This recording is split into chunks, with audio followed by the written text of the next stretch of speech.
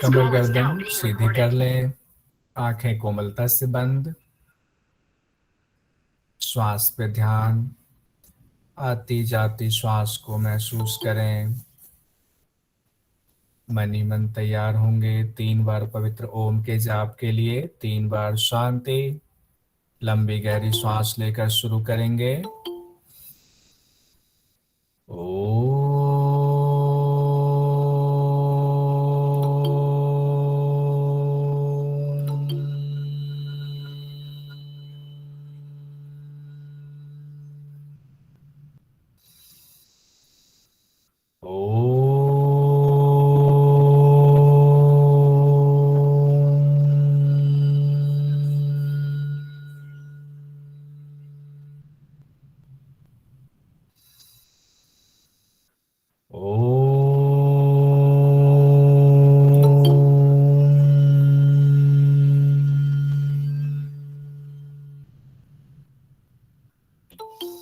ओंकारं बिंदु संयुक्तं नित्यं ध्यायन्ति योगिनः कामदं मोक्षदं चैव ओंकाराय नमो नमः।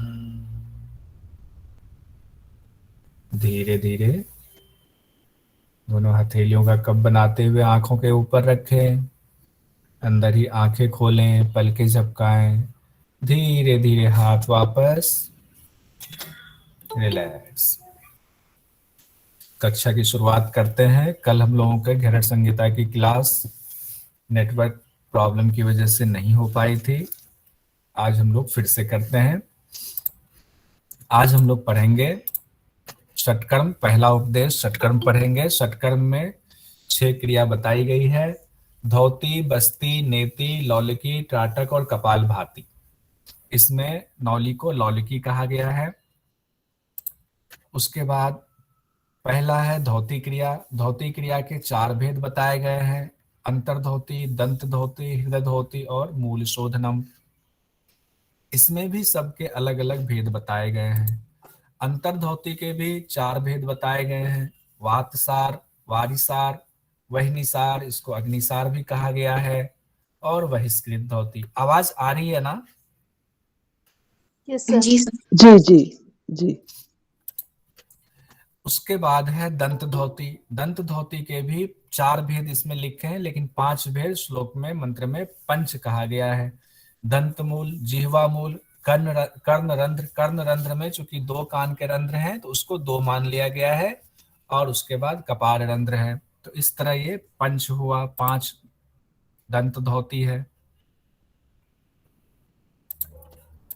आगे है हृदय धौती। हृदय धौती 3 है। दंड धौती, वमन धौती, वसन धौती। दंड धौती का भी हम लोग अभ्यास करते हैं। वमन धौती को कुंजल कहते हैं, और वसन धौती वस्त्र धौती है। लेकिन यहाँ जो हम लोग पढ़ेंगे उसमें वमन धौती अलग तरीके से बताई गई है। जैसा हम लोग करते हैं उससे अलग है ये। और अंत में है मूल शोधनम।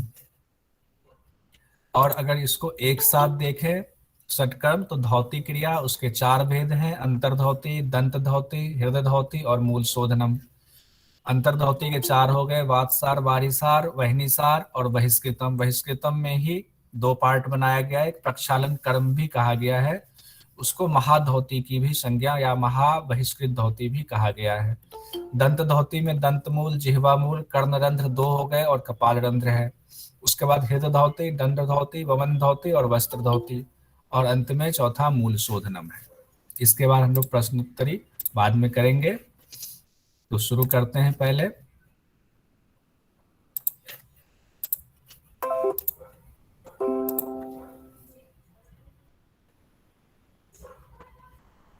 छह धौती के बारे में। पहला है हमारा धौती। अंतर्धौती, दंत धौती, हृदय धौती, मूल शोधनम। ये 4 धौती के बारे में अब हम लोग एक एक सूत्र को पढ़ रहे हैं। उसके बाद लास्ट में फिर हम लोग इसका मनन भी करेंगे, अलग से रिवाइज भी करेंगे। उम्मीद है आज वाईफाई धोखा नहीं देगा, अभी तक ठीक चल रहा है। धौतिर चतुर्विद्या कृत्वा घटन कुर्वन्ति निर्मलम। कहा गया है कि अंतर धौती, दंत धौती, हृदय धौती और मूल शोधनम के भेद से धौती कर्म 4 प्रकार के हैं। इसके द्वारा योगी लोग अपने शरीर को स्वच्छ करते हैं, निर्मल करते हैं। षटकर्म से स्वच्छता आती है, हम लोगों ने पहले भी पढ़ा हुआ है। अब अंतर धौती के भेद बताए गए। पहले 4 धौती, अब अंतर धौती के भेद हैं। वातसारम, वारिसारम, वह्निसारम, बहिष्कृतम। माफी चाहूंगा। वातसारम, वारिसारम, वह्निसारम, बहिष्कृतम। घटस्य निर्मलार्थ अंतर्धौति चतुर्विद्या। अब अंतर्धौति के 4 भेद बताए गए हैं। वातसार, वात मतलब वायु, वारिसार, वारी मतलब पानी, वह्निसार, वह्नि को अग्निसार भी कहा गया है, ये पेट की अग्नि को बढ़ाने वाली बात है। और बहिष्कृत धौति, ये चारों ही शरीर को निर्मल करने के लिए की जाती हैं। आगे अब वातसार के बारे में उसकी पहले विधि बताई गई है कि वातसार अंतर्धौति कैसे करते हैं। उसकी विधि में पहले कहा गया है चाक काक चंचु बदास्यन, यानी कौवे के चोंच के समान मुख को बना लें। विवेद वायु शनय शनय, उसके बाद वायु को धीरे धीरे पिए। पहला स्टेप हो गया कौवे की चोंच के समान हम अपने मुख को बना लें। दूसरा स्टेप है विवेद वायु शनय शनय, धीरे धीरे वायु का पान करेंगे। उसके बाद है चालियेत उदरम, उदर को चलाएंगे। कैसे चलाएंगे इस बारे में घेरन संहिता में चर्चा नहीं की गई है, तो बुक के हिसाब से हम सिर्फ चालियेत उदरम, उदर को चलाएंगे इतना ही लिखेंगे। पश्चात वर्तमना रेचियेत शने शने, अब उसके पश्चात रेचन करेंगे धीरे धीरे। ये हमारा वातसार अंतर्धौति की क्रिया बताई गई है। क्रिया में क्या क्या चीज हो गया, पहले कौवे के चोंच के समान होठों को मुख को बना लेंगे, उसके बाद धीरे धीरे वायु का पान करेंगे, दूसरा स्टेप। तीसरा स्टेप, पान कर लेने के बाद वायु को उदर में चलाएंगे, चालियत उदरम, उदर में वायु को चलाएंगे और अंत में फिर वायु को निकाल देंगे। अब जब क्रिया हमने देख लिया, क्रिया के बाद इसका फल बताया गया है कि वात सारम परम गोप्यम देह निर्मल कारकम, कि वातसार जो धौती है ये परम गोपनीय है, इससे देह निर्मल होता है, शरीर में निर्मलता आती है। सर्व रोग क्षय करम देहानल विवर्धकम, इससे सभी रोगों का क्षय होता है। और देह की अग्नि देहानल विवर्धकम, शरीर की जो अग्नि है, इसमें जठराग्नि कह दिया गया, लेकिन मेरे हिसाब से देहानल विवर्धकम, जठराग्नि सिर्फ एक अग्नि है, 13 अग्नि होती है, तो देहानल विवर्धकम, तो देह के अंदर जो अग्नि है उसका संवर्धन होता है, उसमें तीव्रता आती है। अब अगला है वारिसार धौती। वारिसार धौती के बारे में कहा गया है आकंठ पूर्ये द्वारी वक्त्रेन च पिबेच्छने, यानी कि पूरे आकंठ आकंठ तक वक्त्रेन मुख से धीरे धीरे पानी पिए। चालियन उदरेण एवं, उसके बाद उदर का चालन करें। ये क्रिया अभी बता रहे कि कैसे करना है। चालियन उदरेण एवं, उदर का चालन करे। च उदरा रेचिए दधः, यहाँ ध्यान दीजिएगा। उसके बाद रेचक करना है दधः, अधो मार्ग से, यानी कि मुख से धीरे धीरे पानी को हमने कंठ पर्यंत पी लिया, पहली क्रिया हो गई। उसके बाद पेट में चलाया, दूसरा स्टेप। तीसरा, नीचे से हमने गुदा द्वार से उसको पानी का रेचन कर दिया। वारिसार धौती का ये क्रिया हो गया। अब उसका फल बता रहे हैं कि वारिसार का फल क्या है। वारिसारम परम गोप्यम देह निर्मल कारकम, देखिएगा वातसार में भी यही चीज कहा गया था, परम गोप्यम है और देह के लिए निर्मल कारकम है, यानी देह की निर्मलता होती है। साधयेतं प्रयत्नेन देवदेहे प्रपद्यते, यानी कि यह वारिसार संज्ञक जो धौती है यह परम गोपनीय और शरीर को निर्मल करने वाली है। इसका अगर प्रयत्न पूर्वक साधना करते हैं, साधयेतं प्रयत्नेन, प्रयत्न पूर्वक जब इसकी साधना करते हैं तो योगी को देवताओं के समान शरीर की प्राप्ति होती है। ये इसका फल है। उसके बाद आगे हम बढ़ते हैं वह्निसार यानी अग्निसार धौती की तरफ। हाँ, इसमें जो एक चीज है कि शंख प्रक्षालन की क्रिया यहीं से ली गई है, इसी से प्रेरित है। हालांकि इसमें घेरन संहिता में शंख प्रक्षालन शब्द का इस्तेमाल नहीं किया गया है, लेकिन व्यवहार में वारीसार धोती को ही हम लोग शंख प्रक्षालन की क्रिया मानते हैं, जिसमें 5 आसन हम लोग लगातार करते हैं और पानी लगा पीते हैं, फिर 5 क्रिया करते हैं, फिर पानी पीते हैं, फिर 5 क्रिया 5 आसन हम लोग करते हैं। उसके बाद है अग्निसार धोती। पहले अग्निसार धोती की क्रिया बताई गई है, फिर उसका फल बताया गया है। क्रिया में कहा गया है नाभि ग्रंथिंग मेरु पृष्ठे, ये नाभि की जो ग्रंथि है उसको मेरु पृष्ठ यानी कि आपकी जो मेरुदंड रीढ़ की हड्डी है उससे 100 वारंच कार्य 100 बार उससे लगाना है। अग्निसार इदं धौतिर योगी नाम योग सिद्धिदा, इससे ये अग्निसार की जो धोती है यानी कि अग्नि पहले तो मेरुदंड से नाभि ग्रंथि को मेरुदंड से 100 बार लगाना है, ठीक है। इससे अग्निसार धोती संज्ञक ये अग्निसार धोती संपन्न होती, क्रिया पूरी होती है, ठीक है। योगनंग योग सिद्धिदा, ये अग्निसार धोती योगियों को सिद्धि देने वाली है।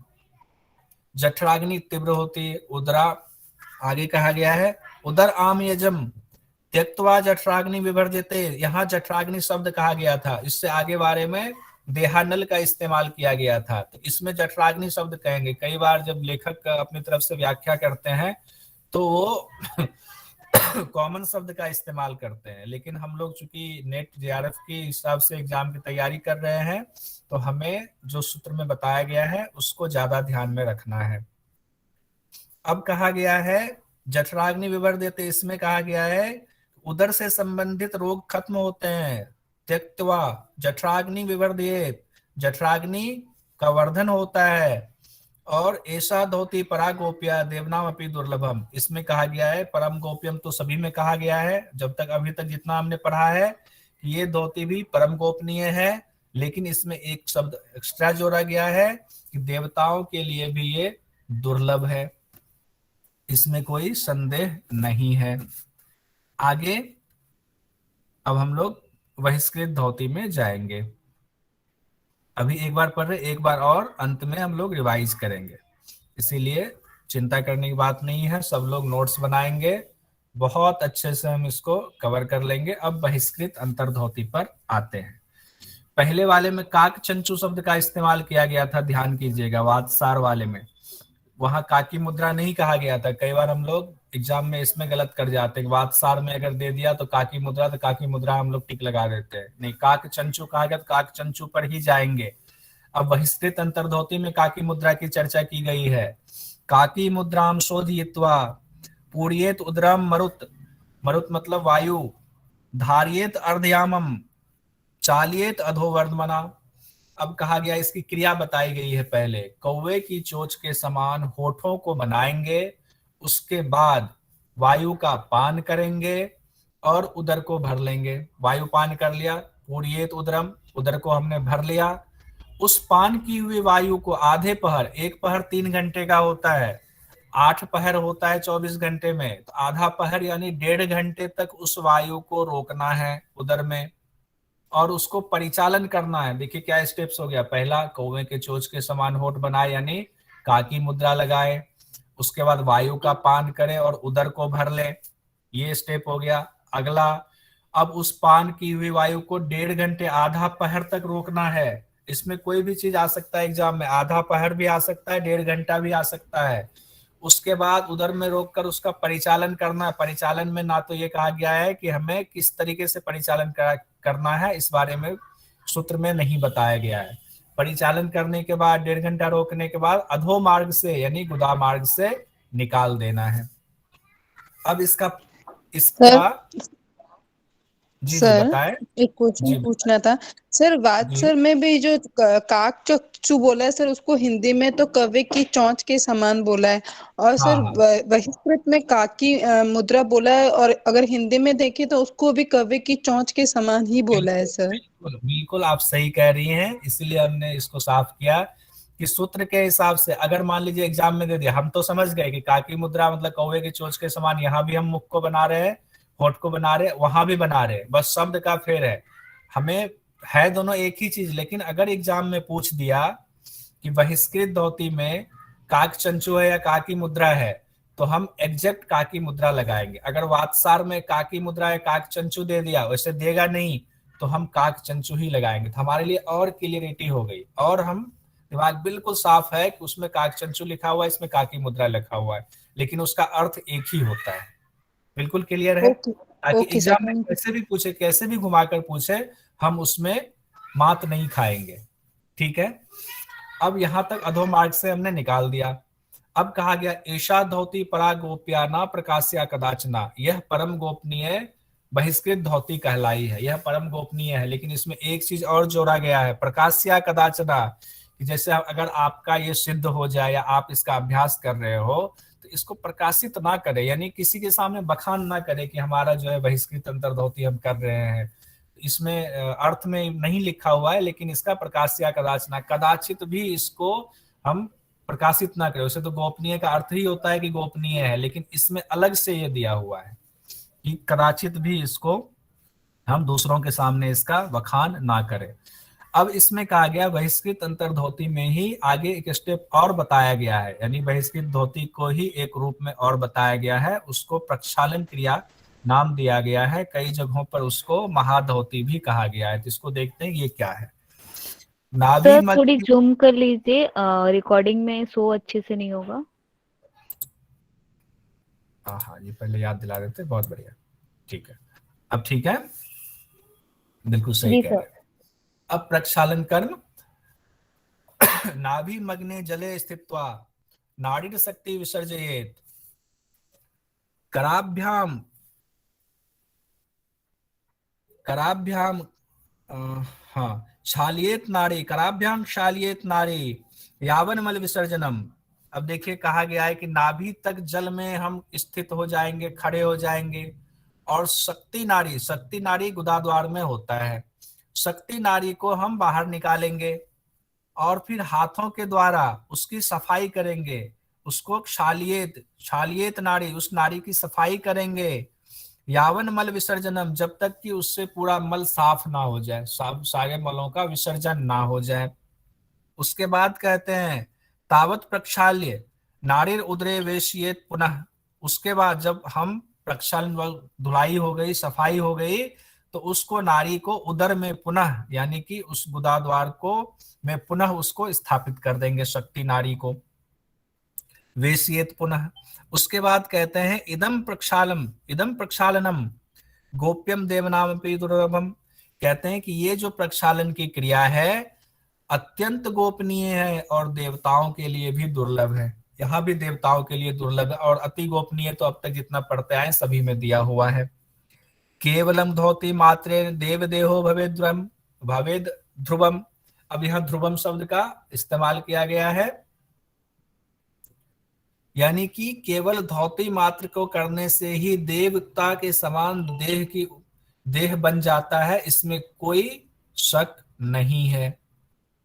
अब आगे कहा गया है, अब इसमें यहां तक हम समझ गए। अब जो आगे ये 2 लाइन और है, यम आर्थ धारणा शक्ति, इसके बारे में ये सचेत किया गया है, बाकी किसी में सचेत नहीं किया गया, इसमें सचेत किया गया। इसमें क्या कहा गया है, यामार्थ धारणे शक्ति यावन धार्ये नरः बहिष्कृतम महादौते स्थावच्चैव न जायते, यानी कि अगर ऐसे नर, ऐसे साधक जिनकी की वायु की धारण शक्ति, जो अभी हम लोगों ने पढ़ा हुआ था इससे पहले कि 1.5 घंटे तक वायु को उदर में रोकना है, अगर आपकी शक्ति 1.5 घंटे तक उदर में रोकने की नहीं है, धारण करने की नहीं है, तो ये जो महाधौती है इसको ना करे।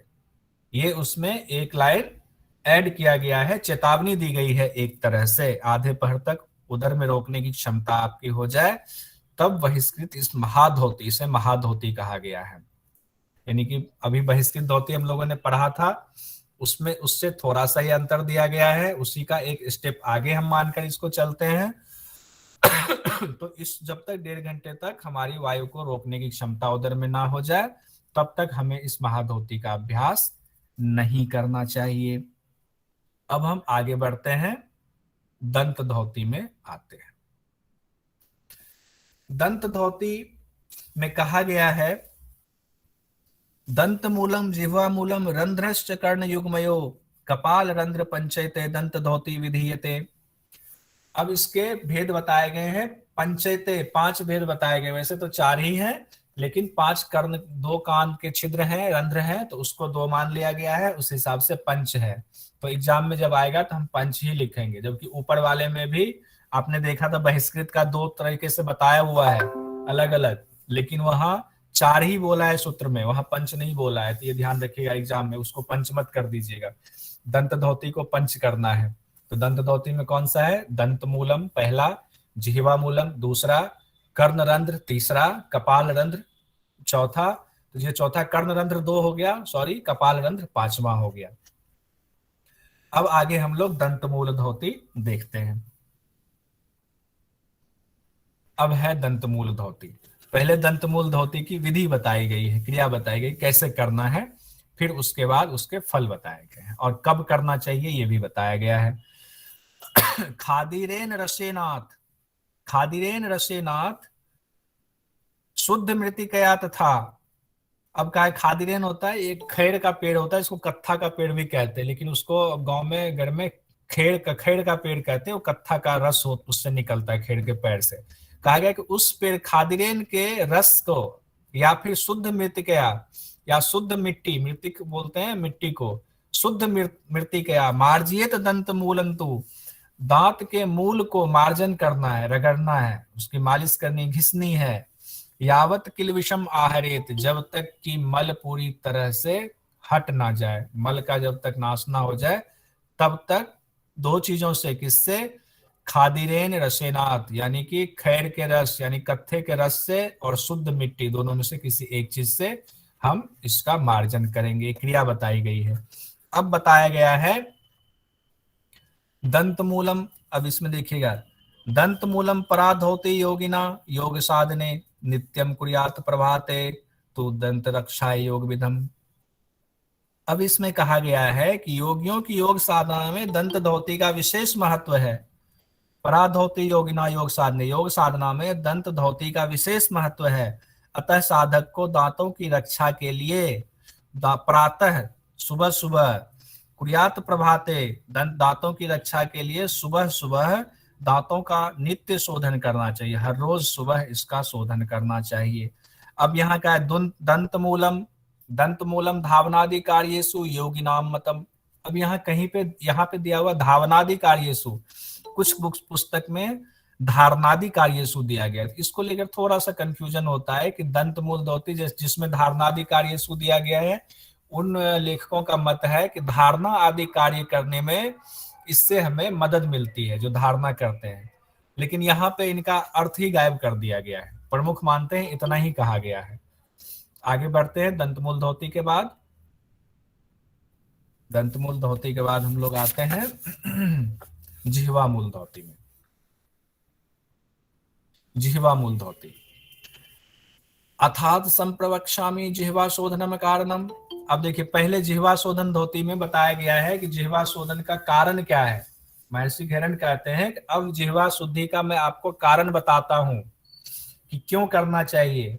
कहते हैं जरा मरण रोगादीन नाश्येत दीर्घलंबिका, जरा मरण रोगादीन नाश्येत, यानी जरा मतलब बुढ़ापा, मरणम मतलब मृत्यु, रोग आदि का नाश करने के लिए दीर्घ लंबिका, लंबिका जीभ को कहते हैं, लंबी जिह्वा होने से क्या होगा, जरा मरण रोग आदि का नाश होगा। इसीलिए इस कारण से हमें जिह्वा की शुद्धि करनी चाहिए। इसका 3 प्रोसेस बताया गया है, 3 तरीके से हम इसको करेंगे। अब कैसे करेंगे वो एक एक करके देखेंगे, पूरा याद रखना, मैं पूछूंगा भी लास्ट में, किसी से भी पूछ सकता हूं। ये कहते हैं तर्जनी मध्यमा अनामा, तर्जनी मध्यमा और अनामिका, इसका मतलब 3 है। तर्जनी हो गया आपका इंडेक्स फिंगर, मध्यमा हो गया बीच वाली उंगली, और अनामा अनामिका आपका रिंग फिंगर हो गया, यानी कि छोटी उंगली और अंगूठे को छोड़ दें। कहते हैं इस तीनों उंगलियों को अंगुली त्रय योगतः, इस तीनों उंगली को जोड़ लें, मिला लें। वेसियेद गल मध्य, इसको गले के मध्य के अंदर यानी गले के अंदर इसको डालें, इस तीनों उंगली को। उसके बाद तो मार्जियत लंबिका मूलम, उसके बाद मार्जन करें किसका, लंबिका के मूल का, यानी जिह्वा के मूल का मालिश करें धीरे धीरे धीरे धीरे, मार्जन करें। वैसे गांव घर में अभी भी करते हैं लोग, हम लोग भी कई बार करते हैं इसका अभ्यास, आप में से कई लोग इसका अभ्यास करते होंगे। तो पहला क्या कहा गया है, 3 उंगली से हम लोग गले के नीचे यानी कि जिह्वा के मूल में ले जाएंगे और इससे मार्जन करेंगे। शनैः शनैः मार्जित्वा कफ दोषं निवारयेत्। जब धीरे धीरे इससे मार्जन करेंगे तो कफ दोष का नाश होगा। पहले तो बता दिया पहला तरीका, उसी बीच में दे दिया कि इससे क्या होगा, कफ दोष का नाश होगा। तो एक फायदा तो बीच में फल बता दिया है, लेकिन अब उसका अगला स्टेप बता रहे हैं, मार्जयन् नवनीतेन। यानी कि अब इस पे जब आपने 3 उंगली से इसको करके थोड़ा कफ दोष हटा दिया, तो अब इस पे नवनीत यानी मक्खन का थोड़ा सा लेप लगा दे, मार्जन करे मक्खन से। मक्खन का लेप हमने लगा दिया जिह्वा पे, दोह्येच पुनः पुनः, उसके बाद बार बार उसका दोहन करे मक्खन लगाकर। ये सब क्यों कर रहे हैं, जिह्वा को लंबा बनाने के लिए। तदग्रंग लोह यंत्रे कर्षयित्वा शनैः शनैः। उसके बाद लोहे के यंत्र से जीभ को खींचना है धीरे धीरे धीरे धीरे। तो 3 स्टेप हो गया, पहला तर्जनी, मध्यमा, अनामिका उंगली को जोड़ करके गले में यानी लंबिका जीभ के मूल तक ले गए, उसका मार्जन किया, उससे कफ दोष का निवारण हुआ। कफ दोष के निवारण के बाद हमने क्या किया, नवनीत यानी मक्खन को जीभ पे थोड़ा मालिश किया, मार्जन किया, फिर उसका बार बार हमने दोहन किया। उसके बाद लोहे के यंत्र से, कई जगह चिमटा शब्द दिया गया है लेकिन यहाँ लोह यंत्रेन ही लिखा हुआ है, चिमटा शब्द नहीं लिखा हुआ है। तो अगर लोह यंत्रेन है तो पहला तो हमारा सटीक यही होगा, इसकी जगह पे कहीं लोह यंत्र ना दे करके चिमटा दे दे तो हम चिमटा का लगाएंगे। लोह यंत्रेन कर्षित्वा, उससे धीरे धीरे खींचेंगे। कहा गया है नित्यं कुर्यात् प्रयत्नेन, नित्य इस तरह से प्रयत्न करने से। कब कब, रवे उदय के अस्त के, यानी रवि को कहा गया सूर्य के उदय और अस्त के समय, यानी 2 बार करना है। इसमें समय भी दे गया कितनी बार करना है, 2 बार करना है। एक बार तो सुबह रवि उदित हुआ, एक बार अस्त हुआ, दूसरी बार शाम को। सुबह और शाम दोनों टाइम ये पूरी प्रोसेस को करना है। एवं कृतय च नित्यं सा लंबिका दीर्घात दीर्घतांग व्रजेत। इससे हमारी लंबिका जीभ जो है लंबी हो जाती है, और जीभ लंबी होगी तो पहले बताया गया है क्या होगा, जरा मरण रोगादि का नाश होगा। तब ये पूरा प्रोसेस में बीच में किसी से भी पूछूंगा, बहुत इंपॉर्टेंट प्रोसेस है। इसके बाद हम लोग आगे बढ़ते हैं।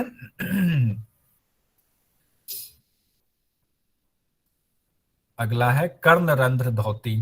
अब ये 2 है, कर्णरंध्र 2 है, तो इसको हमेशा 2 के गिनती से मानकर चलिएगा। अब इसमें कहा गया तर्जन्य अनामिका, तर्जनी और अनामिका। तर्जन्य अनामिका को, तर्जनी अनामिका कौन कौन सा हुआ, तर्जनी हुआ इंडेक्स फिंगर, अनामिका हुआ रिंग फिंगर। इन दोनों को मिलाना है। योगान मार्जित कर्णरंध्रयो, इन दोनों को मिलाना है, फिर मार्जन करना है किसका, कर्णरंध्रयो, कर्णरंध्रों का, यानी दोनों कर्णरंध्रों का इससे मार्जन करना है, मालिश करना है। आजकल तो बहुत सारे उपाय आ गए हैं, लेकिन पहले योगी लोग तर्जनी और अनामिका इन दोनों उंगलियों से कर्णरंध्र का मार्जन करते थे, उसकी सफाई करते थे। अब कहा गया है कि नित्यम अभ्यास योगेन, नित्यम अभ्यास योगेन, नित्य इसका अभ्यास करने से नादांतरंग प्रकाशित, हमारे अंदर जो नाद है वो हमें महसूस होने लगता है, प्रकाशित होने लगता है, हमें नाद का अनुभव होने लगता है। ये बहुत इंपॉर्टेंट है कि नित्य अभ्यास से अगर हम कर्णरंध्र कोटि का अभ्यास करते हैं तो नाद की अनुभूति होने लगती है। अगले सूत्र पर आएंगे। अगला है हमारा कपाल रंध्र शोधनम।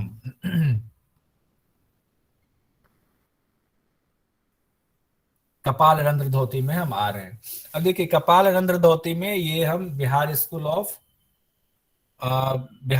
योगा वाली ये है बुक, इसमें गलत दिया हुआ है सूत्र में। देखिए इसमें थोड़ा सा कंफ्यूजन है, 2 इसमें गलत दिया हुआ, अगली जगह भी अलग अलग जगहों पर अलग अलग चीजें समझाई गई हैं। इसमें दिया गया है वृद्धांगुष्ठेन दक्षिण मार्जियेत भाल रंध्रकम, यानी कि अंगूठे से, दाहिने हाथ के अंगूठे से मार्जन करना है भाल रंध्रकम, भाल रंध्र को।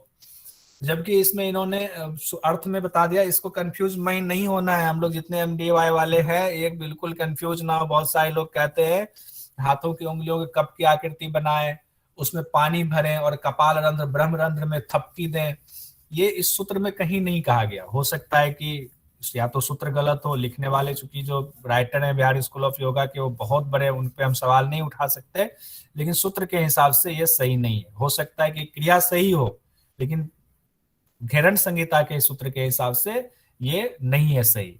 इसमें कहा गया है कि दाहिने हाथ के अंगूठे से भाल रंध्र, अब भाल रंध्र को लेकर भी कई जगह कंफ्यूजन होता है, भाल रंध्र किसको कहेंगे, तो भाल ललाट को कहते हैं। ललाट यानी आज्ञा चक्र वाला हिस्सा, जो ज्वाइंट पोर्शन है उसका मार्जन करना है, जबकि इन्होंने इसमें लिखा हुआ है ब्रह्म रंध्र का, कपाल रंध्र, कपाल रंध्र और भाल रंध्र में थोड़ा अंतर है। कपाल रंध्र ऊपर हो गया जिसमें बच्चे का होता है ना तालु स्थान, जो जहाँ ज्वाइंट पोर्शन होता है वहां पे जो थोड़ा सा सॉफ्ट पोर्शन होता है बच्चे का, उसका इन्होंने कहा हुआ है, जबकि सूत्र के हिसाब से भाल रंध्र शब्द साफ साफ लिखा हुआ है।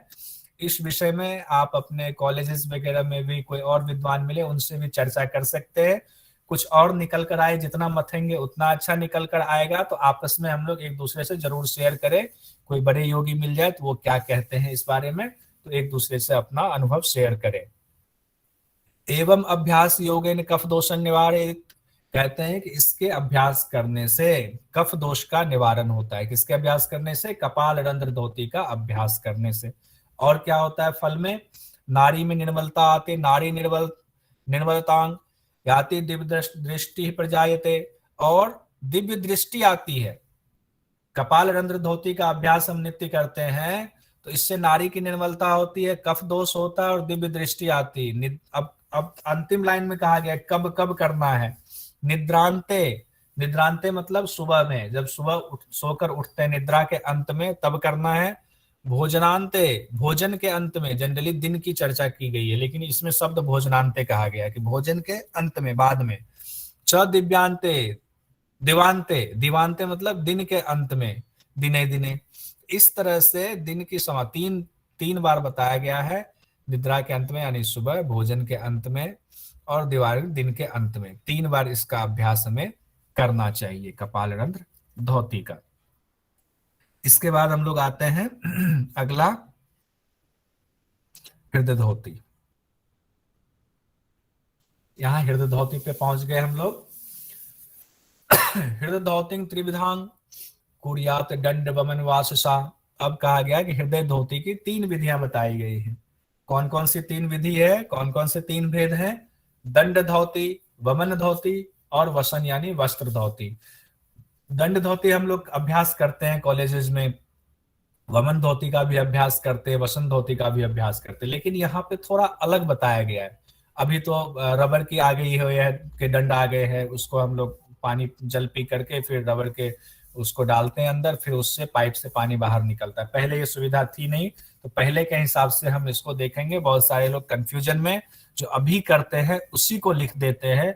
अगर आपको व्याख्या लिखने को आए तो ये साफ साफ लिखेंगे कि घेरन संहिता में ये चर्चा की गई है और प्रैक्टिकल में आजकल हम लोग ये करते हैं या आजकल ये कराया जाता है। उसी तरह वमन धोती हम लोग जो कुंजल करते हैं और इसमें जो वमन धोती बताई गई है वो बिल्कुल अलग है, उसको भी ध्यान में रखेंगे।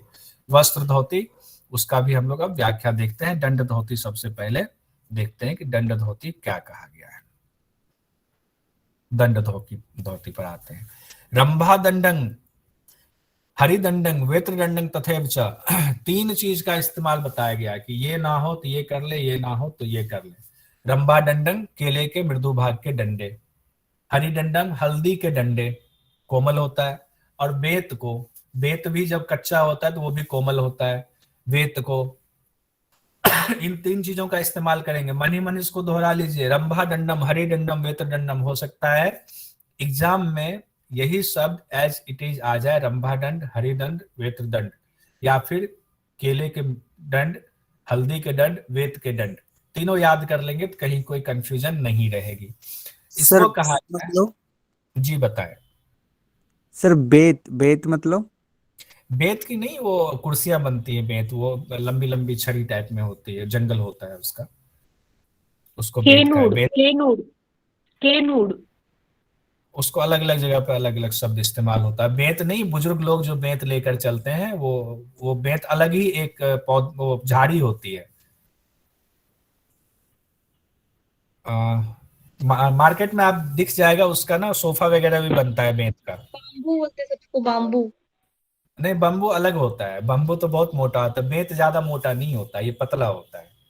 ये मुझे तो खैर मैंने देखा भी हुआ है, अब मेरे दादाजी इस्तेमाल भी करते हैं बेंत, उनके पास थी डंडे के रूप में। तो मार्केट में अब जब जाएं तो आप लोग पता करें बेंत क्या होता है, नहीं तो एक बार आप यूट्यूब उस पे गूगल पे सर्च मार लीजिएगा, नहीं तो मैं अभी समय मिला तो मैं दिखा दूंगा। तो 3 शब्द का इस्तेमाल हुआ, रंभा दंड, हरिदंड, वेत्र दंड। वेत्र मतलब वेत हुआ। इसको कहा गया हृदय हृदय मध्य, मतलब हृदय के मध्य में चालित्वा, इसको डाले अंदर हृदय के मध्य में और चलाएं, तू पुनः प्रत्याहार इच्छने, उसके बाद धीरे धीरे इसको शनै शनै बाहर निकाल ले। मतलब बार बार इसको अंदर डालना है, चलाना है, फिर बाहर निकालना है। ये तो आजकल हमारे आपसे संभव नहीं है, इस तरीके से हम लोग नहीं करते हैं, लेकिन घेरन संहिता के हिसाब से यही लिखा हुआ है, केले के दंड, हल्दी के दंड, वेत के दंड को हृदय के मध्य बार बार अंदर डालेंगे, उसके बाद चलाएंगे, फिर धीरे धीरे बाहर निकाल लेंगे। ये क्रिया बताई गई है। अब इसका फल बताया गया, फल क्या है। फल में कहा गया है कफंग पित्तंग तथा क्लेदंग, रेच ऊर्ध्वर्ध बना। ऊर्ध, ऊर्ध मतलब ऊपर से, रेचन किया गया है, रेचन कहां से, ऊपर से किया गया है, यानी कि ये डालने के बाद कफ पित्त और क्लेद जो हमारे डालेंगे तो उबकाई से जो आएगी, वो उस उबकाई का हमें रेचन कर देना है। कहां से, ऊपर से, मुंह से उसका रेचन कर देना है। दंत धोती विधान, दंड धोती की जो विधा है, हृदय रोगं नाश ये ध्रुवम। ध्रुवम शब्द का इस्तेमाल मतलब निश्चित ही है कि दंड धोती के इस विधा से हृदय रोग का नाश निश्चित है, कि निश्चित ही हृदय रोग का नाश होगा। ये दंड धोती हम लोग हृदय धोती का पहला प्रकार जो दंड धोती है वो पढ़ रहे थे। अब आगे हम लोग बढ़ते हैं, वमन धोती की तरफ आते हैं। वमन धोती, भोजनांते पिबे द्वारी चाकंठ पूर्णितंग सुधी। कहा गया है कि भोजन करने के बाद, अब देखो वमन धोती जो हम लोग अभी व्यवहारिक में करते हैं, सब लोग करते हैं, क्या करते हैं, सुबह सुबह खाली पेट करते हैं। लेकिन यहाँ ध्यान रखना है, कई बार हम ये सोचते हैं अरे पढ़ना क्या है, वमन धोती तो पता ही है, हम लोग करते ही हैं, कॉलेज में किया हुआ है, योग संस्थान में कराते हैं, लेकिन वो नहीं है। यहाँ पे ध्यान दीजिए, कहा गया है भोजनांते, भोजन के अंत में पानी पिएंगे कंठ तक सुधी, मतलब ज्ञानी साधक जो है भोजन के अंत में कंठ तक पानी पी ले, पूरित कर ले। ऊर्ध्वांग दृष्टि क्षणा, कुछ क्षण दृष्टि को ऊपर उठाए, ऊपर देखे, गर्दन ऊपर करे। कृत्वा तज्जलंग वम येत पुनः, उसके बाद वमन कर दे, उस जल को, जो जल आपने कंठ तक पिया है उसको बाहर निकाल दे। यही वमन धोती की क्रिया बताई गई है। उसके बाद कहा गया है नित्यम अभ्यास योगेन कफ पित्तम निवार्येत। नित्य इसका अभ्यास करने से कफ और पित्त दोष का निवारण होता है। कफ और पित्त आपके खत्म होंगे तो उससे संबंधित रोग खत्म हो जाते हैं। ये वमन धोती भी हमारी हो गई। अब हम लोग बढ़ते हैं वस्त्र धोती, वसंत धोती की तरफ। सर वमन धोती खाली पेट करना चाहिए? वमन धोती जो हम लोग कुंजल अभी जो करते हैं वो खाली पेट करते हैं, लेकिन यहाँ जो घेरन संहिता में बताया गया है वो भोजन के उपरांत बताया गया है, भोजन के बाद। वैसे जो हम लोग कुंजल क्रिया करते हैं सुबह में खाली पेट ही करते हैं। तो सर भोजन के बाद करना चाहिए तो तब तकलीफ ज्यादा होगा ना? तकलीफ ज्यादा, हालांकि कई बार देखते हैं ना बुजुर्ग लोग करते हैं, खाना खाने के बाद वो पानी पी करके बाहर निकाल देते हैं, वो कंठ तक ही करते हैं, पूरा अंदर से भोजन नहीं निकालते हैं। ऐसा हमने गांव में देखा हुआ है, खाना खाने के बाद नहीं, गले में थोड़ा सा लिया, मुंह में कुल्ला किया, फिर बाहर निकाल दिया, ऐसा करते हैं कई लोग। ओके, अगर एसिडिटी हो व कुछ हो तब करने से? नहीं, देखिए अभी जो जिसमें 2 चीजें अलग अलग है। एक तो जो कुंजल हम लोग करते हैं व्यवहार में, वो सुबह सुबह करते हैं खाली पेट, जिसमें कि पानी, गर्म पानी पीते हैं और उसमें नमक भी मिलाते हैं, लेकिन जिनको हाई बीपी है उनको नमक नहीं मिलाते हैं, और हाई बीपी वालों को तो बहुत सावधानी से करवाते हैं। वैसे मना किया गया, लेकिन हल्का फुल्का बीपी कभी कभार रहता है तो बिना नमक के कर सकते हैं गुरु के निर्देशन में। तो वो तो खाली पेट करते हैं, उससे कफ दोष भी खत्म होता है। लेकिन इसमें जो बताया गया है वमन धोती, वो थोड़ा अलग बताया गया है। तो इसको हम लोग ये व्यवहार के अलावे जो व्यवहारिक में कर रहे हैं उसके अलावे नेट जेआरएफ के पेपर के हिसाब से भी ध्यान रखेंगे। सर ये जनरली तो देखा जाए तो एक कुल्ला टाइप ही हो गया ना सर, वमन हाँ धोती, क्योंकि हाँ, एक कुल्ला टाइप ही हो गया, लेकिन अंदर से जो खाना खाया वो नहीं निकलेगा। और कहीं भी सूत्र में कहीं नहीं लिखा हुआ है कि खाना खाएगा निकलेगा, लेकिन हाँ नहीं पानी जैसे पीने के कि लिए सर, कहा गया है। नहीं जैसे कि सर मुझे मतलब हमें ये पता था कि जैसे पानी 3-4 ग्लास पानी पीना लेना है, और फिर 3 उंगली डाल के वो दबा के और फिर वो पानी अंदर से पेट से बाहर निकालना। बट अभी जैसे कि आपने बताया कि इसमें तो सिर्फ ये बताया है कि कंठ तक पानी भर लेना, गर्दन ऊपर रखनी है और फिर उसको बाहर निकाल देना, मतलब कि उसको पेट में अंदर हमको ये बताया गया था कि 3-4 ग्लास पहले आपको गुनगुना पानी भर लेना, इतना वो कंठ तक पी लें कि वो कंठ तक। दोनों चीजें अलग अलग है, इसको ध्यान हाँ रखेंगे। वो जो अब देखिए अलग अलग शास्त्र में ना अलग अलग विधि बताई गई है। इसमें जो बवन धोती बताई है घेरन संहिता के हिसाब से बताया गया। वो जो हम लोग करते हैं वो सब लोग वही करते हैं जो आप बता रहे हो कि ओके 4 सर। गिलास पानी हमने गर्म पानी पी लिया, फिर 3 उंगली हमने झुके पेट को दबाया, क्योंकि छोटी हाथ में वो सॉरी ये यहाँ अब ওসব दबाया। হাটিয়ে কি অনুযায়ী না হাটিয়ে उपजीविका के অনুযায়ী जी जी, चल रहा है। और एक इसलिए घरेंडी में हमने ये अलग चीज खाने अलग के अलग, बाद। हाँ, और घेरन संज्ञा में खाने के बाद कहा गया। ये जब कोई पूछ ले तो आप इसमें कंफ्यूज मत होना, किसी से लड़ने की जरूरत नहीं है कि कैसे किया जाता है। आप कहना देखो योगियों में भी मत अलग अलग थे, अलग अलग विधाएं बताई गई है। हठयोग प्रदीपिका में ऐसे बताया गया, घेरन संहिता में ऐसे बताया गया, और हम लोग व्यवहार में ऐसे करते हैं। अच्छा सर, खाने के तो जो बाद हम ये हफ्ते में एक बार ना महीने में एक बार करना चाहिए? नहीं, इसमें कुछ भी नहीं ऐसा लिखा हुआ है कि हफ्ते में एक बार या महीने में एक बार। घेरन संहिता अच्छा में ऐसा कोई निर्देश नहीं दिया गया है, तो हम लोग सर इसके हिसाब। सर ये व्याघ्र क्रिया है? जी क्या क्रिया है? नहीं, व्याघ्र क्रिया नहीं है, ऐसा कुछ भी घेरन संहिता नहीं। में नहीं कहा गया है। सर ठीक। वाग्य क्रिया खाना खाने के बाद किया जाती है, उसको वाग्य क्रिया कहते हैं। और जो खाना खाने के पहले किया जाता है सर, उसको हम ये वमन धोती कहते हैं वमन सर। धोती है।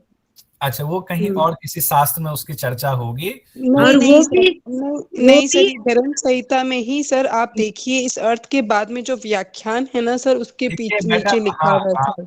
अच्छा सुनिए और सुनिए वो आप, भी 3 बहुत घंटे के अच्छा सवाल बाद है। करते हैं।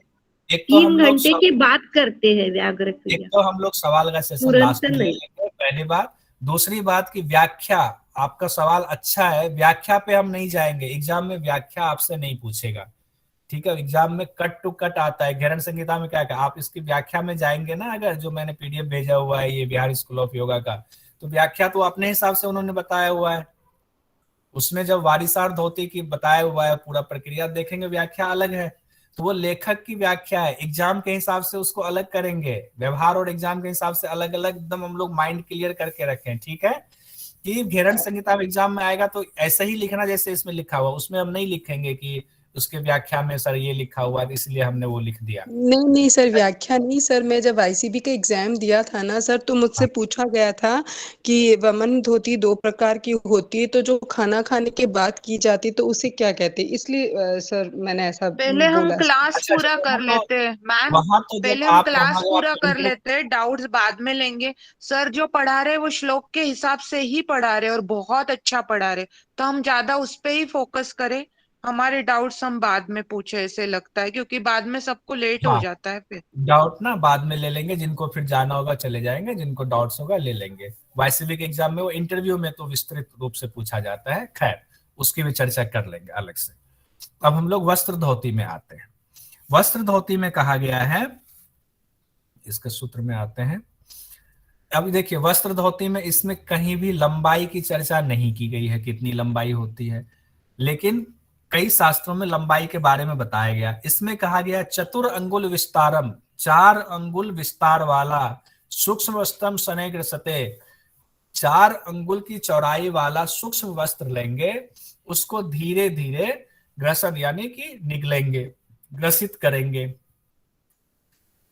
4 अंगुल विस्तार वाला, इसको ध्यान में बिल्कुल याद कर लेंगे। 4 अंगुल विस्तारम सूक्ष्म वस्त्र, 4 अंगुल चौड़ाई और सूक्ष्म वस्त्र, 2 शब्द यहाँ आ गया। उसके बाद शनै शनै गर्सते, धीरे धीरे उसको निगलेंगे।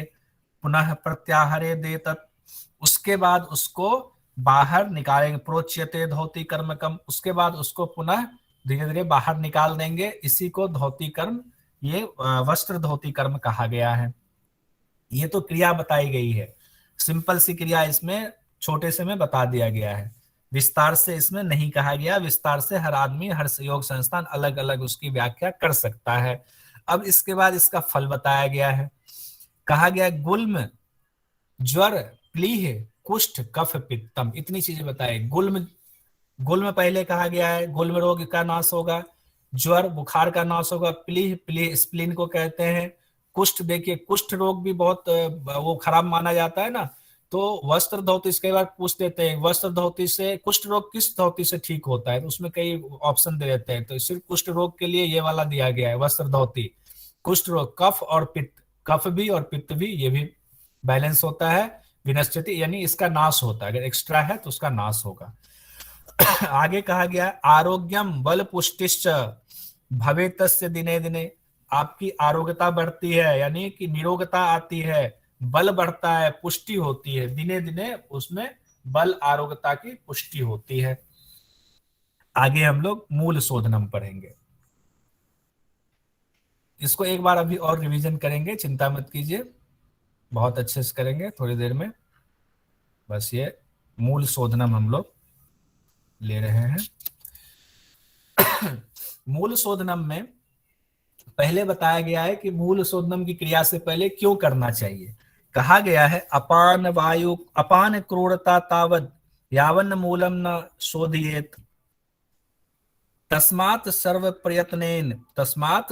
प्रयत्नेन मूल शोधन माचरेत, यानी कि मूल शोधन ना होने से, मूल शोधन नहीं होने से अपान वायु की क्रूरता नष्ट नहीं होती है। अपान वायु कहाँ होती है हम लोग सब जानते हैं, नाभि से नीचे गुदाद्वार का प्रदेश अपान वायु का क्षेत्र होता है। अपान वायु जब क्रूरता होती है यानी अपान वायु जब असंतुलित हो जाता है, अपान वायु से संबंधित रोग हो जाते हैं। कहते हैं मूल शोधनम अगर नहीं होता है तो अपान वायु से संबंधित जो रोग हैं वो खत्म नहीं होते हैं। इसीलिए प्रयत्न पूर्वक हमें मूल शोधन कर्म करना चाहिए। क्यों करना चाहिए यहाँ पहले ये बताया गया है। अब उसके बाद बताया गया है कि मूल शोधनम कर्म कैसे करना चाहिए। मूल शोधनम कर्म करना चाहिए पीत मूलस्य दंडेन। पीत मूलस्य दंडेन क्या हुआ, हल्दी का दंड, हल्दी का जड़ के साथ पीत मूल भी इसमें लिया गया। आगे जो था उसमें हृदय धोती में उसमें सिर्फ था हल्दी का दंड था, इसमें हल्दी की जड़ के साथ दंड लेना है। अथवा पीत मूल से दंडेन मध्यमा अंगुली पीवा, या तो मध्यमा उंगली का इस्तेमाल करेंगे। यत्नेन क्षालियेत गुह्यम वारिना च पुनः पुनः। अब कहा गया है हल्दी की जड़ अथवा मध्यमा उंगली दोनों में से किसी एक का इस्तेमाल करेंगे। उसके बाद जल के द्वारा पुनः पुनः प्रक्षालन करेंगे, मूल का शोधन करेंगे, गुदाद्वार का शोधन उसकी सफाई करेंगे। अब उसके बाद इसका फायदा बताया गया है कि अब इससे होगा क्या इसको करने से। कहा गया कि वारियेत कोष्ठकाठिन्यम, एक सेकंड, हाँ कोष्ठकाठिन्यम, माफी चाहूंगा, वारियेत कोष्ठकाठिन्यम आम आजीर्णम। इससे क्या होगा, आम आजीर्णम निवारियेत, ये बीमारी खत्म होगी। क्या, कोष्ठकाठिन्य, ये मल जब जमा हो जाता है, मल की शुष्कता आ जाती है, ठोस हो जाता है, तो ये बीमारी आती है। इसको कोष्ठकाठिन्य कहते हैं। मल का अवरोधन हो जाता है, अमाजीर्ण हो जाता है। अमाजीर्ण भी अपान वायु से संबंधित रोग है।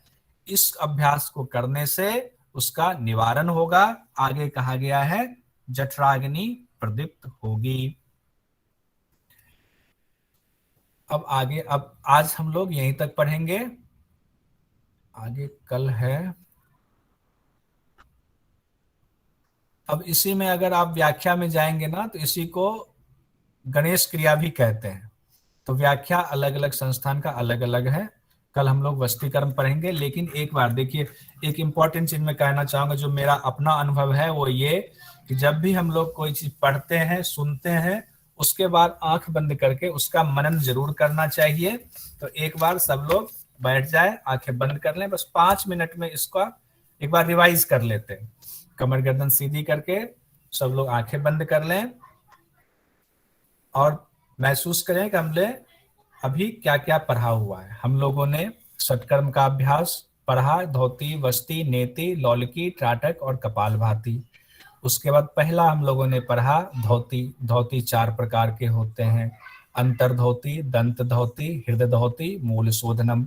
अब अंतर्धोती भी 4 प्रकार का बताया गया है, वातसार, वारिसार, वह्निसार, इसी को अग्निसार कहा गया है, और बहिष्कृत।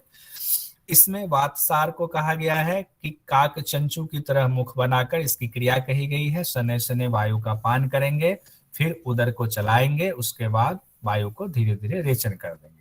इसका फल बताया गया वातसार का, देह निर्मल बन जाता है। वातसार परम गोपनीय क्रिया है, संपूर्ण रोग इससे नष्ट होते हैं और जठराग्नि प्रदीप्त होती। वातसार की बात आ गई। अब वारिसार है। वारिसार, वारी मतलब पानी होता है। वारिसार में कहा गया है मुख से धीरे धीरे कंठ पर्यंत जल पिएंगे, उदर को चलाएंगे और अधोमार्ग से रेचन कर देंगे। ये क्रिया है वारिसार का। इसका फल बताया गया, परम गोपनीय है, देह निर्मल होता है, प्रयत्न पूर्वक साधन करने से देवताओं के समान देह हो जाता है। आगे हमारा है अग्निसार की क्रिया। अग्निसार की क्रिया बताई गई है कि नाभि ग्रंथि को मेरुदंड से 100 बार लगाएंगे। इसका फल बताया गया, योगियों का योग सिद्ध होता है, उदर और पेट के रोग नष्ट होते हैं, जठराग्नि तीव्र होती है। केवल धौती कर्म अत्यंत गोपनीय है, देवताओं के लिए भी दुर्लभ है। केवल इस कर्म को करने मात्र से देवताओं जैसा शरीर हो जाता है, इसमें कोई संदेह नहीं है। 3 हो गए। अगला बहिष्कृत है। बहिष्कृत में काकी की क्रिया जो बताई गई है, काकी मुद्रा में वायु का पान करेंगे, उदर को भर लेंगे, फिर आधे पहर 1.5 घंटा, बहिष्कृत में 1.5 घंटा रोकने के लिए कहा गया, आधे पहर तक उदर में रोकेंगे, परिचालन करेंगे, फिर अधोमार्ग से यानी गुदा द्वार से बाहर निकाल देंगे। ये परम गोपनीय है। फल में बताया गया, साथ साथ ये भी कहा गया इसको कभी प्रचारित ना करें, इसका प्रचार ना करें, लोगों के सामने बड़ा बखान ना करें। उसके बाद बहिष्कृत धोती का ही दूसरा अभ्यास प्रक्षालन कर्म बताया गया, जिसको महाधोती कहा गया है। उसमें कहा गया नाभि तक जल में खड़े हो जाए, शक्ति नाड़ी को बाहर निकाले, यानी गुदा द्वार के पास शक्ति नाड़ी होती है, गुदा द्वार वाले स्थान को बाहर निकाले। अब उसका प्रक्षालन करें, धोएं, उसको साफ कर लें, सफाई होने के बाद पुनः उसको अंदर स्थापित कर दे। उसकी विशेषता और फल बताई गई। यह प्रक्षालन क्रिया अत्यंत गोपनीय है, देवताओं के लिए दुर्लभ है, देवताओं के समान शरीर हो जाता है, लेकिन इसमें एक सावधानी बताई गई है, जब तक साधक में इतना सामर्थ्य ना हो जाए कि वह वायु को आधे पर यानी 1.5 घंटा तक उदर में रोक पाए, तब तक उसे यह महाधोती नहीं करनी चाहिए। ये बहुत इंपॉर्टेंट चीज इसमें बताई गई सावधानी के लिए। उसके बाद हम लोगों ने दंत धोती पढ़ा। दंत धोती के 5 प्रकार पर है। दंत मूल पहला, दांत का मूल, दांत से शुरू हुआ दंत धोती में, फिर जीभ पे आए जिह्वा मूल, उसके बाद कान पे गए कर्ण मूल, दोनों कान 2 हो गए तो 3 हो गए, यहाँ पे 4 हो गए, और लास्ट है कपाल रंध्र। दंत मूल में क्या कहा गया है, खादिर के रस यानी कि कत्थे का रस या फिर शुद्ध मिट्टी से दांतों की जड़ों को सफाई करनी, खूब अच्छे से मार्जन करना है, जब तक कि दांतों का मल पूरी तरह ना हट जाए। ये बिल्कुल घेरन संहिता में जो कहा गया, सिर्फ मैं उतना बता रहा हूँ एग्जाम के हिसाब से। इसकी विशेषता बताई गई है। योग साधना में दंत मूल धोती को श्रेष्ठ धोती कहा गया है, प्रमुख धोती कहा गया है। अब कहा गया कब करें, तो इसमें साफ साफ लिखा है प्रातः काल प्रतिदिन इसका अभ्यास करेंगे। फल क्या कहा गया है, मैंने बताया कि 2 जगह पे अलग अलग से, एक जगह कहा गया धारणा आदि कार्यों में इसको योगी मानते हैं, इससे हमें बहुत मदद मिलती है। इसके बाद आता है जिह्वा मूल धोती। जिह्वा मूल धोती की पहले विशेषता बताई गई है। कहा गया जिह्वा मूल धोती करने का मैं उपाय बताता हूँ। महर्षि घेरन कहते हैं लंबी जिह्वा बुढ़ापा, मृत्यु और रोग आदि को नष्ट करती है। पहले उसका बखान कर दिया कि लंबी जिह्वा होगी तो आपके दोष आदि, बुढ़ापा, मृत्यु और रोग आदि खत्म हो जाएंगे। उसके बाद क्रिया बताई गई है, तर्जनी, मध्यमा और अनामिका तीनों उंगलियों को मिलाकर गले के मध्य में ले जाएंगे, यानी जीभ के जड़ तक ले जाएंगे, मूल तक ले जाएंगे, धीरे धीरे उसका मार्जन करेंगे, उसकी सफाई करेंगे। इससे कफ दोष का नाश हो जाएगा। जब कफ दोष का नाश हो जाएगा तो जीभ पे थोड़ा सा मक्खन लगाएंगे। मक्खन लगाने के बाद, नवनीत कहा गया मक्खन को, कहीं नवनीत भी आ सकता है एग्जाम में, फिर उसको धीरे धीरे दोहन करेंगे, यानी खींचेंगे बाहर बार बार। उसके बाद तीसरी स्टेप में बताया गया, तीसरे स्टेप में लौह यंत्र से जीभ को पकड़कर धीरे धीरे खींचेंगे। कब करेंगे? कहा गया है रोज सूर्योदय और सूर्यास्त के समय इसका अभ्यास करेंगे। ऐसा करने से जिह्वा की लंबाई बढ़ जाती है, लंबाई बढ़ेगी तो जरा मृत्यु का नाश होगा। अब आगे है कर्णरंध्र धोती। कर्णरंध्र धोती की क्रिया पहले देख लेते हैं, मनन करते हैं। तर्जनी अनामिका को मिलाकर योगी जन दोनों कानों की सफाई किया करते हैं। अब इसका फल कहते हैं, इस योग विधि से रूप के रोज अभ्यास से नाद की अनुभूति, नाद प्रकाशवान होता है, कहीं प्रकाशवान भी आ सकता है, अनुभूति भी आ सकती है, लेकिन शब्द जो घेरन संहिता में लिखा गया वो प्रकाशवान लिखा गया है। अंतिम जो है वो है कपाल रंध्र दंड धोती। कपाल रंध्र में है, इसमें अलग अलग व्याख्या दी हुई है, बिहार स्कूल ऑफ योगा में अलग है, लेकिन जो सूत्र के हिसाब से है दाहिने हाथ के अंगूठे से भाल रंध्र यानी आज्ञा चक्र वाले स्थान का मार्जन करना है।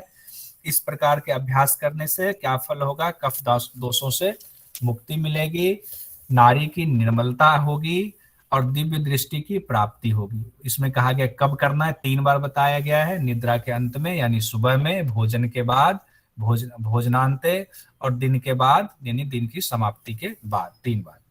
ये खत्म हुआ। अब है हृदय धोती। हृदय धोती के 3 प्रकार बताए गए हैं, दंड धोती, वमन धोती, वसन धोती।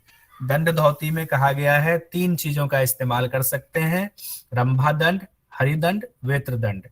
कहा गया है तीनों को धीरे धीरे हृदय के मध्य में ले जाएं, उसका चालन करें, फिर धीरे धीरे बाहर निकाल दें। इसका क्या फायदा होगा?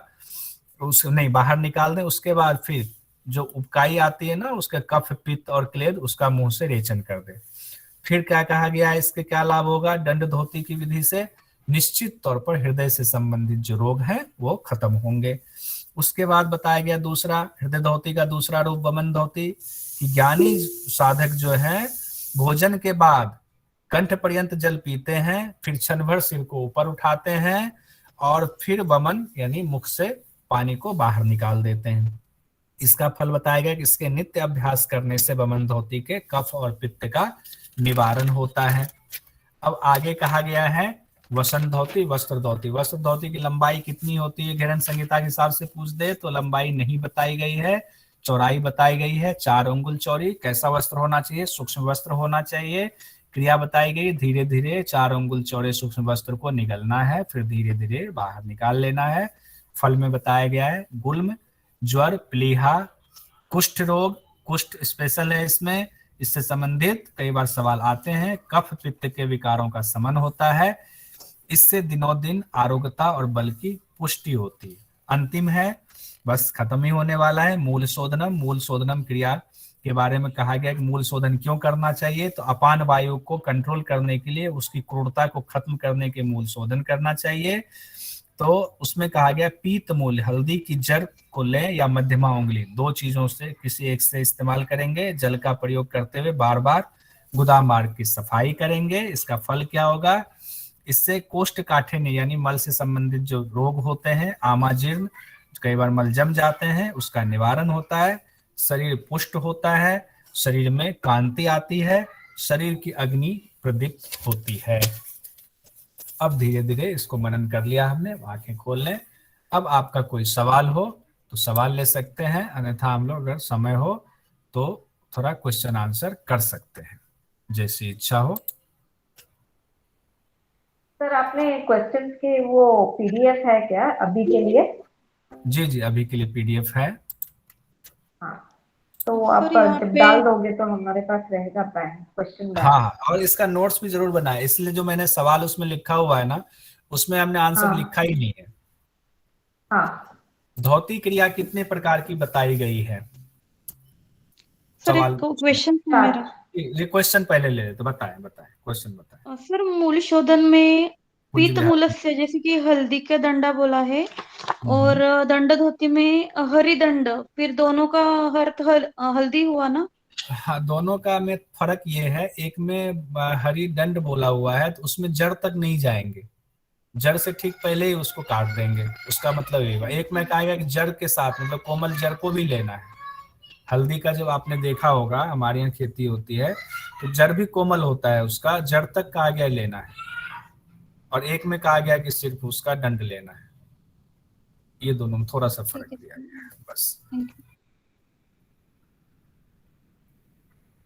और कुछ सवाल?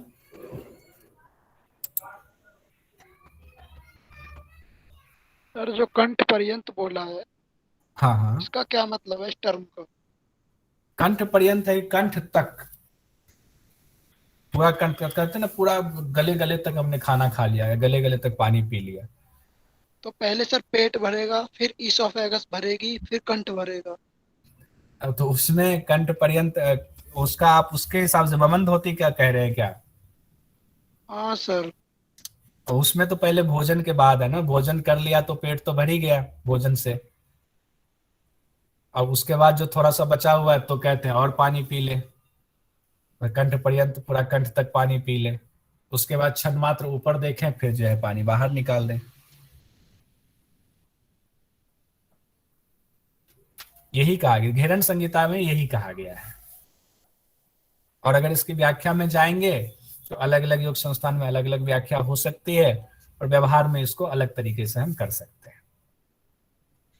गुरुजी, ये बादशाह धोती में जो 1.5 घंटा या आधा प्रहर जो वायु को पेट में रोकने की बात जो की गई है, तो इसमें सर 1.5 घंटा हम कैसे रोकी जा सकती है? या फिर रोकने का यह है कि श्वास बिल्कुल उस समय नहीं लेंगे, क्या करेंगे उस समय तक? इसके बारे में थोड़ा समझा दीजिए। सबसे पहले तो वो वातसार धोती का नहीं है, देखिए ये याद रखना है ना, वातसार धोती में ऐसा नहीं कहा गया है। किसमें कहा गया, पहले आप ये बताइए किसमें कहा गया है जी? अब बताइए, पहले आपसे यही सवाल हो गया, किसमें, वातसार में कहा गया है, किसमें कहा गया है? जी नहीं, याद कीजिए थोड़ा सा। अंतर्धोती में, अंतर्धोती में ही है। अंतर्धोती के 4 प्रकार हो गए ना। जी जी। इसमें बहिष्कृत में कहा गया है। बहिष्कृत में? हाँ, बहिष्कृत में है ये। जी जी जी जी सर, बहिष्कृत में। बहिष्कृत है ना, बहिष्कृत जो ये है, बहिष्कृत में कहा गया है कि बहिष्कृत में कहा गया पानी सॉरी काकी मुद्रा में वायु का पान करेंगे। ये आसान नहीं है, पेट में पानी वायु भरना है।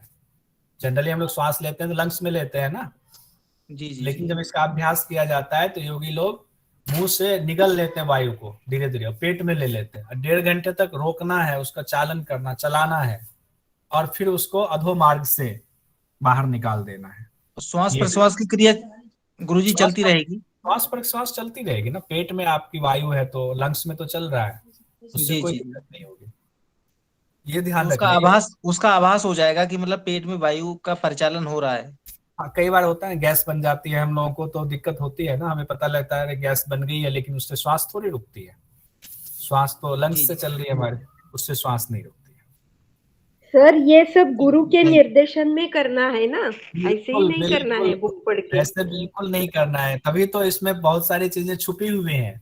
जब आप ये पढ़ेंगे मंत्र तो इसमें लगता है कि सारा कुछ खुल के नहीं बताया गया है। ये सब पहले तो योग तो गुरु शिष्य परंपरा में ही थी, आधी चीजें लिखी हुई, आधी चीजें गुरु बताएंगे। नहीं तो सब चीज लिख देंगे तो हम अपने हिसाब से करने लगे, कुछ हो गया कुछ। इसीलिए जो व्याख्या किया गया है, अलग अलग लोग, अलग अलग योग संस्थान अपने हिसाब से व्याख्या करते हैं, फिर उस पर रिसर्च करते हैं और फिर उसको फाइनल कर देते हैं, बुक के रूप में दे देते हैं। इसीलिए हमेशा गुरु के निर्देशन में ही करना चाहिए। और जो बात अभी आ रही थी, मैडम ने पूछा था कि वाईसीबी के एग्जाम में पूछा था, तो वाईसीबी का जो सिलेबस होगा उस सिलेबस के अकॉर्डिंग उन्होंने पूछा होगा।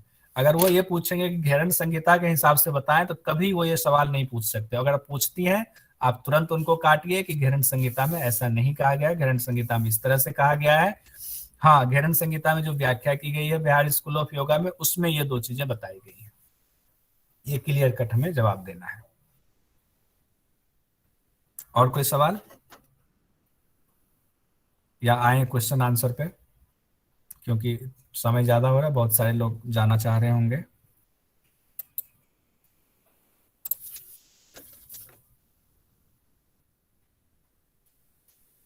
ठीक है, हम लोग देखते हैं धौती क्रिया कितने प्रकार की होती है। 4 प्रकार की, सब लोगों ने सही जवाब दिया था। चारों धौती क्रिया का पूरा नाम लिख सकते हैं, देखते हैं कौन सबसे पहले लिखते हैं।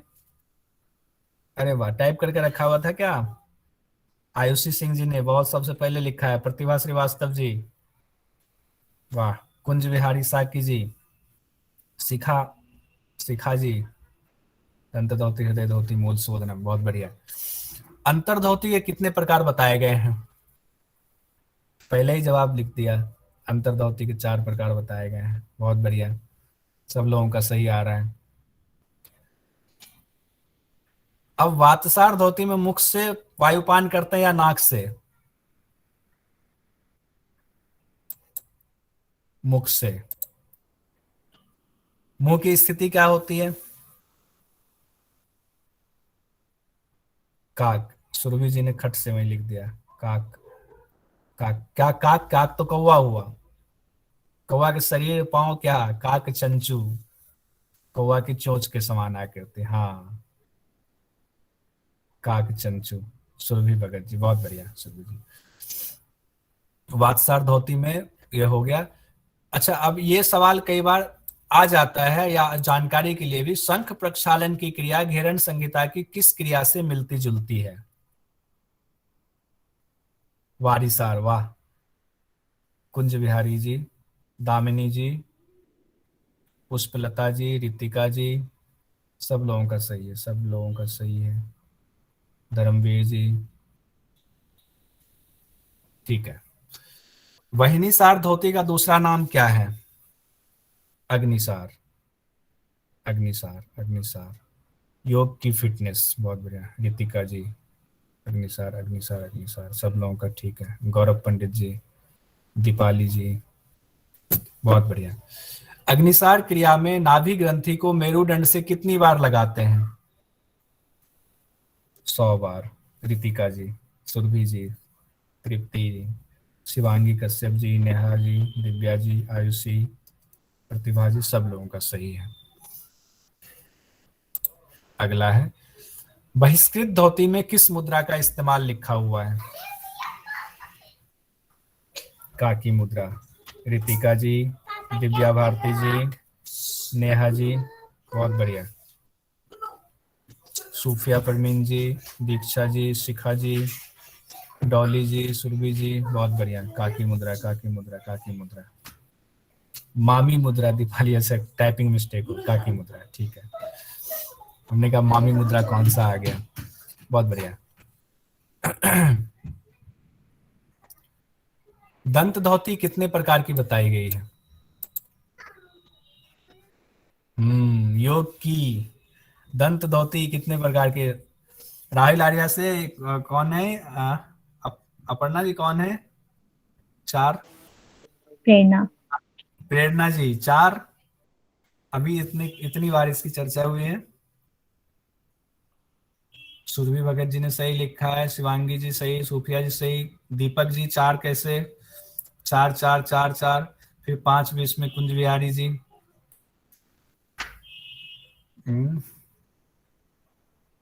सुरभि जी माइक खोलिए, बताइए पांचों।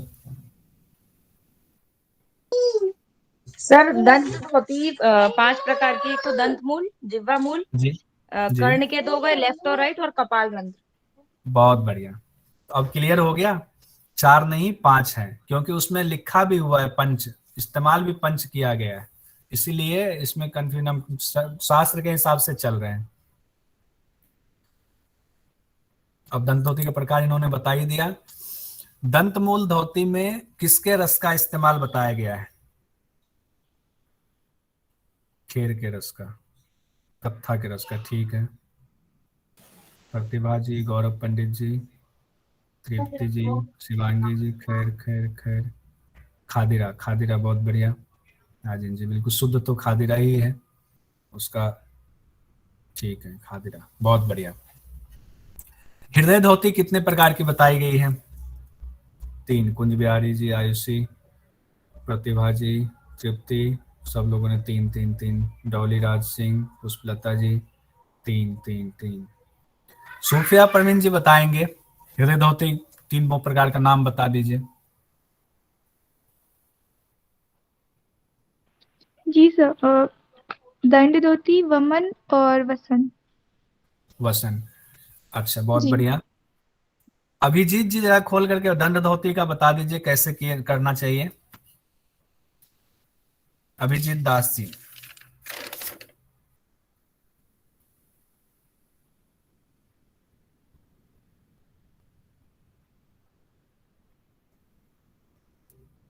अभिजीत जी,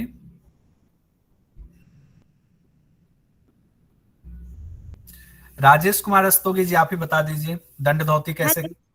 हल जी हेलो, बताएं। जी बताएं। आवाज आ रहा है मेरे? हाँ हेलो। आ रही, बताइए। हाँ सर, दंत धोती बोले ना? जी जी, दंड धोती। हाँ, उसमें 3 स्टेप बताए आप। केले केले के डंडे, हल्दी के डंडे और बेत के जो डंडे हैं, तीनों स्टेप बताए थे। उसको हृदय के मध्य में बार बार मतलब लेके जाना है और धीरे धीरे बाहर निकालना है। बहुत बढ़िया, बहुत अच्छा। और वमन धोती, वमन धोती कौन बताएंगे? कल्याणी सरकार जी बताइए, क्योंकि कंफ्यूजन यही होती है ना, इसीलिए इसको पूछ रहा हूँ। हाँ जी सर, मतलब जी भोजन के अंत में जो कंठ भोजन तो जल को पीना है और फिर उसमें मतलब क्षण भर के ऊपर देखना है और जी, उसके बमन के द्वारा निकाल देना देना है। बहुत बढ़िया, बहुत अच्छा। अब लास्ट में आता है हमारा वस्त्र धोती। आ, वस्त्र धोती किन से पूछूं? आ, आ, आ, आ, दंड। हाँ, योग की फिट योग की फिटनेस से जुड़े हुए हैं, बताइए।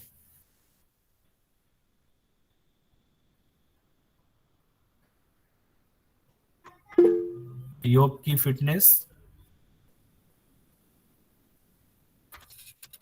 वस्त्र धोती के बारे में बता दीजिए। हाँ भैया, हेलो जी जी। भैया। क्या बेटा, चुप। दंड धोती बताना है ना भैया? नहीं, वस्त्र धोती, वस्त्र धोती। बेटा पूछिए ना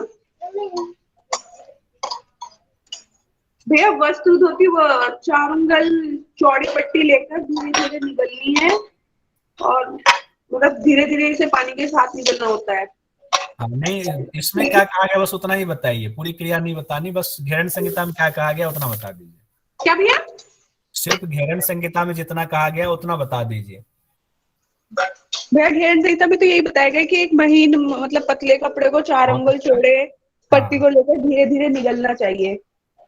फिर धीरे धीरे बाहर निकाल हाँ, देना चाहिए। बहुत धीरे धीरे बहुत बाहर निकालना चाहिए। जी, बस बहुत और ये बढ़िया। कब लंबाई के बारे में कुछ नहीं कहा गया, चौड़ाई सिर्फ 4 अंगुल बताई गई और महीन वस्त्र बताया। और कुष्ठ रोग में इसे ज्यादा फायदेमंद बताया गया है। हाँ, कुष्ठ रोग मेन इसका कुष्ठ रोग से संबंधित जी बताया। जी। अब एक आदमी आकर के शांति पाठ करवा दीजिए, आज की कक्षा का समापन करते हैं। सर एक प्रश्न था, इसके जो घेरन संहिता के नोट्स श्लोक वाइज बनाए हैं या जैसे अभी शॉर्ट में आपने लास्ट में कराया वो लिख लें उससे काम चलेगा? क्या ज्यादा अच्छा नहीं रहेगा? नहीं नहीं नहीं, नोट्स तो पूरा ही बनाइए। अच्छा, श्लोक के नोट्स साथ तो ही बनाए। पूरा श्लोक के नोट्स डिटेल में बनाइए, क्योंकि अभी जो मैं पीडीएफ तो दे ही दूंगा, पीडीएफ जी। आपको जो मैंने बनाया हुआ वो भी दे दूंगा, लेकिन नोट्स जो आप बनाएंगे ना वो ज्यादा, जो आप लिखेंगे तो वो ज्यादा इंपॉर्टेंस आपके दिमाग में अट जाएगा पूरा। एक तो पढ़ भी रहे हैं, मैं मनन भी करा रहा हूँ, एक चीज को 2 से 3 बार हम लोग यहाँ रिवाइज कर लेते हैं, उसके बाद आप लिख लेंगे तो दिमाग से कहीं फिसलने का चांस ही नहीं है। ठीक है सर, बहुत बहुत धन्यवाद। ठीक है, सुरभि जी आप ही करा दीजिए शांति पाठ। सर जी इसका सर। मतलब फिर पूरा श्लोक लिखना है नोट्स में? नहीं नहीं, पूरे श्लोक श्लोक? नहीं लिखना है, श्लोक नहीं लिखना है, उसका अर्थ लिखना है। समझने के लिए जो कहा गया है उस श्लोक के हिसाब से जो कहा गया है क्रिया विधि, ऐसे जैसे मैंने बताया क्रिया विधि बताई गई है, फिर उसका फल बताया गया है। तो लाल रंग से या किसी कलरफुल से लिख लेना क्रिया विधि, क्रिया विधि को आप बस लाइन में लिख लेना, सूत्र लिखने की जरूरत नहीं है। फिर उसके नीचे फल में लिख लेना कि फल ये बताया गया है। कुछ एक सूत्र लिखना है जो शुरू वाला है, षटकर्म के 6 है उसको आप लिख सकते हो, इम्पोर्टेंट बस। सभी सीधे बैठेंगे, आंखें कोमलता से बंद, उच्चारण करेंगे। सर्वे भवन्तु सुखिनः, सर्वे सन्तु निरामयाः, सर्वे भद्राणि पश्यन्तु, मा कश्चित् दुःख भाग् भवेत्। ॐ शान्तिः शांति शांति। सर सॉरी, हमारी बिटिया भी साथ में बोल रही है। बहुत बढ़िया, बहुत अच्छा। सब लोग